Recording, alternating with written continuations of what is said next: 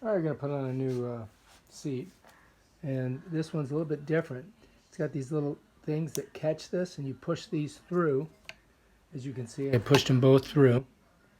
And then I don't want to close this yet because that's what's going to, the mechanism that's going to keep them on there. And what we're going to do is we're going to take this seat, we're going to use these underneath, and as you can see, you use a little, some type of a wrench to hold them as you use the Phillips head to screw them in. So let's go ahead and do it. So here we go.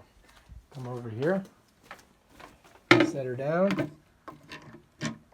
put the two things right through there, kind of both through, look underneath, you can see it, and we're going to attach the one of these to them.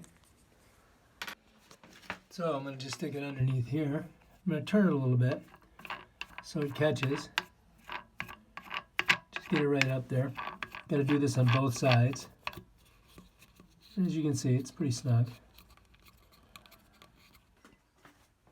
So on top, you just use a Phillips head, tighten her down.